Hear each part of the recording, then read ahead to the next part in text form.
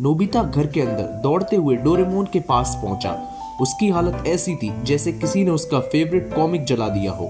Shizuka की एक urgent problem सुनते ही डोरेमोन ने अपने पॉकेट से एक नया गैजेट निकाला, हीरो क्लॉक। और बस अब एक नई कहानी शुरू होने वाली थी। पर क्या नोबिता इस बार कुछ अलग करेगा? नोबिता ने डोरेमोन को बताया कि शिजुका का एक दोस्त एक जंगल में फंसा हुआ है। जंगल में एक बड़ा और खतरनाक कुत्ता उसका रास्ता रोक के खड़ा है। सिचुएशन क्रिटिकल थी।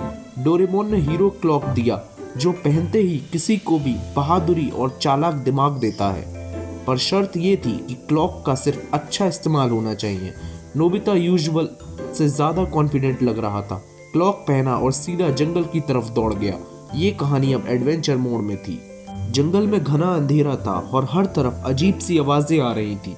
नोबिता ने क्विकली शिजुका के दोस्त को ढूंढ लिया, जब एक पेड़ के नीचे डर के मारे कांप रहा था।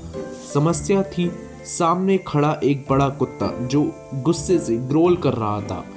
नोबिता ने हीरो क्लॉक का इस्तेमाल किया। क्लॉक से एक मैजिक गैजेट निकाला, फ्लोटिंग बोर्ड। ये बोर्ड कुत्ते के सामने उछलने लगा और कुत्ता उसे चेस करने लगा। जंगल के अंदर चला गया। रास्ता अब क्लियर था। शिजुका का दोस्त एकदम अमेज था। नोबिता के अंदर की डेयरिंग पर्सनैलिटी दिखने लगी थी। सब कुछ ठीक लग रहा था। नोबिता ने शिजुका के दोस्त को सेफली जंगल के बाहर तक पहुंचा दिया। वहां शिजुका उनका इंतजार कर रही थी।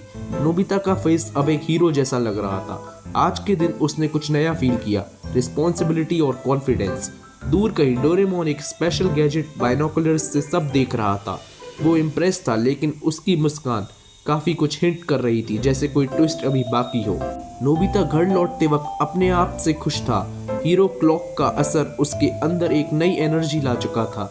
लेकिन जैसे ही वो घर के पास पहुंचा, क्लॉक से एक छोटा सा रोबोट बाहर निकला और बोला कि हीरो क्लॉक का टाइमर खत्म हो गया है। नोबिता का कॉन्फिडेंस एकदम से गिर गया। वो कंफ्यूज था क्योंकि अब उसे लगा कि क्लॉक के बिना वो कुछ नहीं कर सकता। पर सच ये था कि नोबिता ने गैजेट से ज्यादा अपने दिल और दिमाग का इस्तेमाल किया था। शायद ये रियलाइजेशन उसे अगले हीरोइक काम के लिए इंस्पायर करेगा।